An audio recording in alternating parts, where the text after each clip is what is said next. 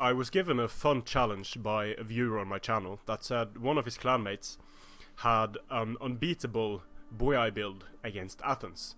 And I thought that was funny because the Boii is a good faction against Athens to begin with, but the rules in this engagement were special in that the battle is to take place on ultra funds and with no rules as to how many units of the same type you can bring. So Oathspam for the win.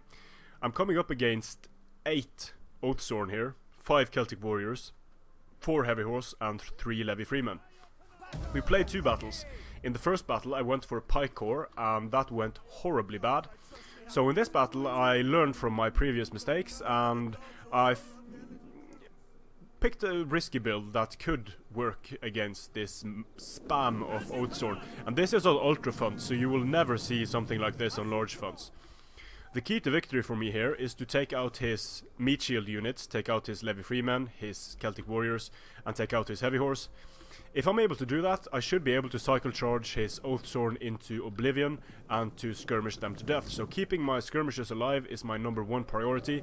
My number 2 priority is taking out his cavalry, and that of course ties in well with the number 1 priority and keeping the skirmishers alive. And then the third priority is to take care of the supporting units, so the Celtic Warriors and the Levy Freemen. I don't want to be wasting too much ammo on them.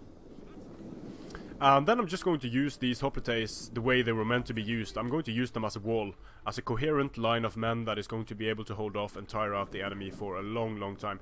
They won't get many kills that way. I won't charge. I want to keep my line solid, and that's going to allow my skirmishers to push back, and it's going to give my shock cavalry units a wall to do their charges on.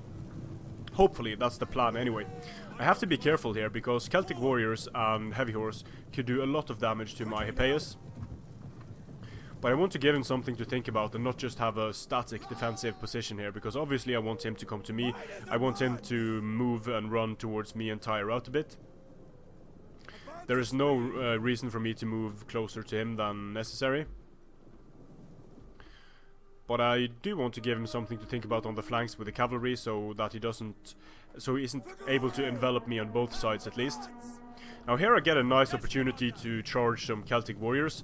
The Heavy Horse doesn't respond in time, and this is going to be very devastating for the Celtic Warriors. They're getting absolutely smashed by the Hippeus. The counter charge is incoming by the Heavy Horse. The Hippeus Lancers are also being charged by Oathsworn, so I have to pull out and cut my losses while I can. My mercenary Rhodians are firing at the Levy Freeman, and I probably should have had them off fire at will here, but I want him to engage me. I want him to run in and engage me and feel that he has to engage so he doesn't take too many casualties. I was able to disengage with the Hippeus. I managed to stop his Heavy Horse here with my mercenary Thracian Warriors, and the reason why I have the mercenary, I can just go over my build because I don't think I did. I have 6 Hippeus, 4 picked Hippeus, 3 mercenary Rhodian Slingers, 3 mercenary Thracian Peltasts, 6 Hippeus and 3 mercenary Thracian Warriors. So the Hippeus are there to stop the Heavy Horse.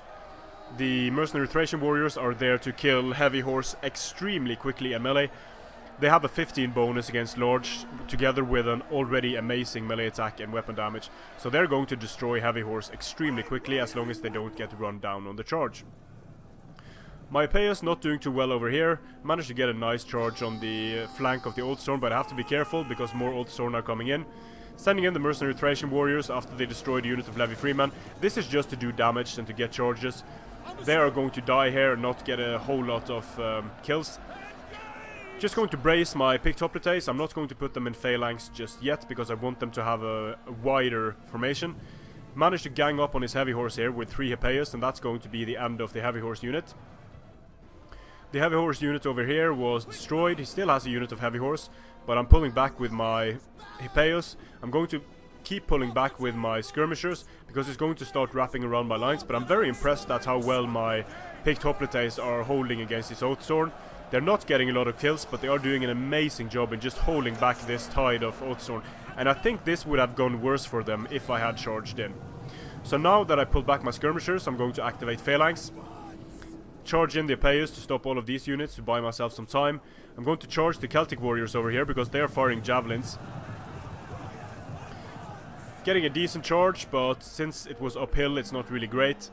Just need to keep my Hippeus alive. Try to hold here for as long as I can. And the big hoplites, again, they're doing an amazing job. I'm moving my cavalry around the flanks here, so he has to keep a cavalry unit in the rear to protect his units there. Then I can use my free cavalry units to go for cycle charges on his Oathsworn units and stop him from chasing my skirmishers. So getting a nice charge on the Celtic warriors here. That's going to allow him to sneak his heavy horse past my Hippeus. The Hippeus are going to destroy the Celtic warriors, but the heavy horse is not going to be able to stand up to the mercenary Thracian Peltast. The mercenary Thracian Peltast are going to do a lot of damage to them on the charge. And then when I counter-charge with this Hippeus Lancer unit, this unit of heavy horse is dead. Not going too well for my general here, but he is holding. Same with the other hoplite units. Now I freed up the cavalry units to go for rear charges against his Oathsworn, so that should do a lot of damage to these engaged units. Not enough to break them, of course, because they are doing well in the combat, and I need to pull out my Hippeus so I don't lose them. Oathsworn coming in for rear charges against my picked hoplites. The Hippeus doing an amazing job in destroying any stray units. And now things are starting to look pretty good for me, because there's basically only this heavy horse unit left from my opponent. I still have a lot of cavalry left on the field. The Oathsworn units are going to tire themselves out on my picked hoplites, although my picked hoplites are not doing a whole lot of damage. Picked hoplites are starting to waver. More charges from the Hippeus Lancers, doing more damage to the Oathsworn, very important kills these. And I'm just using my Hippeus to make sure that these units are not coming back from routing. Same here, I'm just using my Hippeus to mop up any remaining units so that he isn't able to rally them and they aren't able to participate in the battle anymore, because a lot of depleted units coming back in the late game would be very bad for me. Another unit of Celtic warriors going down. These guys did not do much. They die horribly to shock cavalry on the charge. As we can see here, Celtic warriors getting charged by a few Hippeus, and the Celtic warriors just get absolutely smashed. So this is a nice way of taking care of meat shield units. Just charge them with shock cavalry and they will mostly die, even Hastati and other cheap melee units. If you can get good charges on them, it can be very, very effective. So the supporting units of the Oathsworn are disappearing very quickly, and extremely bad kills on the picked hoplites, 49 kills. The general's unit that had battle rhythm did better. Still not an impressive performance, but what was impressive was how long these guys held, and that has allowed me to get a lot of important charges in, and it has allowed me to pull out all of my skirmishers. They have a lot of ammunition left. Last charge by the Hippeus to buy my general a bit more time. Killing quite a few more Oathsworn, and very, very nice kills here. The Celtic warriors looks like they've had enough of this engagement. They're broken. So now there are Oathsworn left on the field, this Levy Freeman unit, a depleted unit of Celtic warriors, a depleted general, and there are these two heavy horse units as well, and those are the units that worry me the most, because I really need to take care of the cavalry in order to kite well and to use my skirmishing advantage to its greatest effect. So instead of just pulling away in one direction, I'll just fast forward. Instead of pulling away in one direction, I'm going to split up my skirmishers and my cavalry and start slowly surrounding my opponent. Always presenting a threat with the cavalry units, and always using the cavalry units to screen the skirmishers, so he isn't able to sneak a unit of heavy horse into my skirmishers. That would be extremely bad, and that would be a GG. But at this point, I'm fairly certain that I have this. He has most of his Oathsworn units left, because I didn't have a response to them. I saved up my response for the late game, and that was the Rhodian Slingers and the Hippeus Lancers. I have this unit of mercenary Thracian warriors left, but I want to get some shots in at his general here, so I'm going to sacrifice it in order to make his general come forward. And this is going to allow me to wreck his general, do some more damage with the mercenary Thracian warriors. The Oathsworn managed to get into my Thracian Peltast there, but I'm pulling away, and now I'm sacrificing the Thracian warriors in order to shower this Oathsworn unit with javelins. And this is what the mercenary Thracian Peltast can do late game, just destroying his general. So the enemy general is dead, very useful. The sacrifice of the Thracian warriors was absolutely worth it. The Oathsworn are continuing to get cycle charged, and I'm just surrounding him little by little. He still has his cavalry left, but he has moved it a bit too close to my lines here, so Rhodians are going to start firing, and that's going to take down the cavalry extremely quickly. The general recently died, so these guys are not going to like losing men quickly to skirmish fire. So that's one heavy horse unit basically dealt with. His general is dead. I have a lot of ammunition left, not on my mercenary Thracian Peltasts, but on my mercenary Rhodian Slingers. And when he's moving around like this, I'm going to be able to charge him very, very effectively. Getting a sort of weird charge here, but I did get into his Oathsworn general's unit. I didn't see that his general died at this point, so I thought I wanted to destroy him there, but he was already dead, doing a lot of damage to the Oathsworn on the charge. Pulling away in several different directions, so he isn't able to chase me in one direction and just use spaghetti lines to avoid taking damage. And this is of course also going to allow me to get some really decent charges with my Hippeus Lancers. This is a nightmare situation for heavy infantry, being alone on the field against only enemy, being exhausted or tired, and being alone on the field against enemy missiles and cavalry. That is essentially the hard counter to infantry. To heavy infantry, if we're not talking about elephants and chariots, shock cavalry and skirmishers is going to do the job very well. Sending in this unit just to stop these guys, doing some more damage, but there were very few units left in the Hippeus Lancer unit. Still getting some nice kills there, and that allowed me to get into his cavalry. It allowed me to get into his levy freemen. So very nice sacrifice by these Hippeus to allow me to destroy these two units. And the same thing is going to happen again and again until there are no more Oathsworn left on the field. Here I'm able to fire into the blob, killing Oathsworn very, very quickly. Mercenary Rhodians, amazing units, especially in the late game if there's no cavalry left on the field. The enemy Oathsworn here is getting charged just to stop it, so I can pull my skirmishers away. A lot of kills on these Hippeus Lancers. They've done an amazing job so far.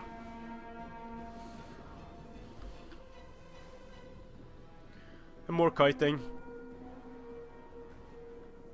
Stopping to get some shots on the units that aren't close, and I have so much ammunition left that I can basically just fire at the front of the Oathsworn units and still have enough ammunition left to kill the Oathsworn that I need to kill. They're still dying pretty quickly here, although this is into their shielded side. Using quick reload here, because when they are chasing after this unit, I want to be able to get as many shots into the back of this Oathsworn unit as possible, but it looks like it isn't going to turn its back. So firing into the shielded side, not the most effective way of doing it, but still, they're going to take a lot of damage this way. Now it looks like he's going to sign his own death warrant by blobbing up here, and he doesn't really have many options because I have shock cavalry on the field. If he keeps moving, I'm just going to cycle charge him into oblivion, but if he stops, I'm going to fire from all angles until he dies. So this is sort of a damned if you do, damned if you don't situation. When there's cavalry left on the field, he really can't just keep chasing my skirmishers.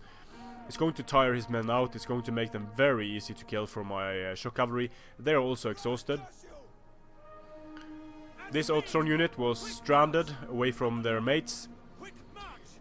The mercenary Thracian Peltast firing into the flanks of this Oathsworn unit. This is the end of these Oathsworn, getting rear charged by Hippeus. So this battle has made me like Hippeus a lot more than I did before. They can be very good units, as long as you're able to keep them out of prolonged melee. So that's one more unit of Oathsworn down. And another unit going down by a charge here. Charging in my mercenary Thracian Peltast, and they should get some kills here, because they have the nice armor penetration. Yep, getting some kills, and helping the Hippeus to finish off the Oathsworn unit, getting a lot of kills actually. Fewer and fewer Oathsworn left on the field, still a lot of ammunition left on my mercenary Rhodian Slingers. Amazing kills on these guys. Especially 113 and, where are they, 168 kills, that's pretty damn good. But there are still dangerous units left on the field. The problem for these dangerous units is that they are never going to be able to catch my units, and if they try, they are going to get charged into oblivion. Like here. They had to turn their back, now they're not getting bracing bonus. Hippeus incoming, and boom. That Oathsworn unit lost quite a few men on the charge, and now we have 300 kills for the Hippeus. And these are not skirmisher kills, these are Celtic warrior and Oathsworn kills. So these kills are pretty... They've already gotten 2 bronze chevrons, so very, very good job done by the Hippeus Lancers in this battle. And skirmishing is not dead. Skirmishing might kill you, but skirmishing is not dead. As you command. Warriors, move out to charge! Orders understood. I think I still have some ammunition left on these units, so I'm just going to move around and get better angles. Charge while he's moving, getting into the rear of this Oathsworn unit, so try to break it. Just charge in from all sides. This Oathsworn unit should start wavering, and if it doesn't, I'll just finish it off with missiles. This Hippeus wasn't as effective as the other ones. Maybe it was up against cavalry. Another charge against unbraced Oathsworn. Not a good time for the Oathsworn. Now they're getting fired upon from all sides. The army is losing. And here we have 4 Oathsworn units routing off the field because the army is losing.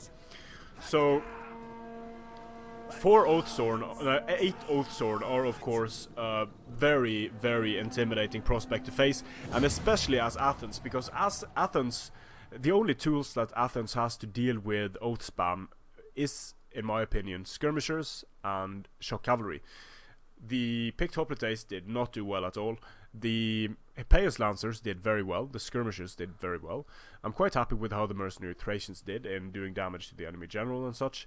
But you can see how effectively I was able to neutralize his meat shield units with the shock cavalry.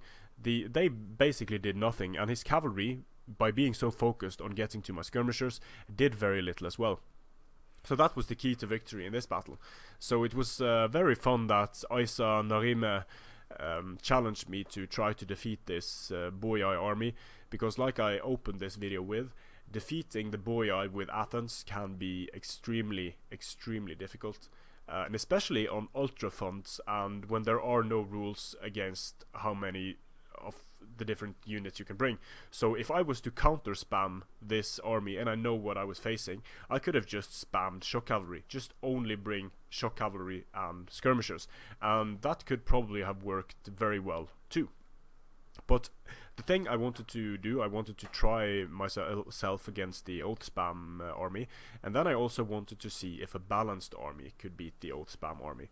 So I decided not to spam any one unit and go for a very balanced build with 7 infantry, 6 cavalry and 6 skirmishers, and I'm quite happy with how that battle went and how the army performed. So thank you, Nahrime, for challenging me to try beating that army.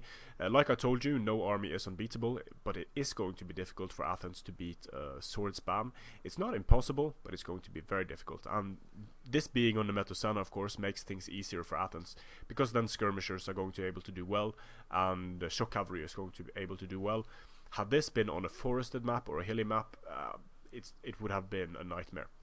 So thanks for watching, and if you want to challenge me to try defeating different builds, just tell me in the comments and we can set something up on Steam when I have the time.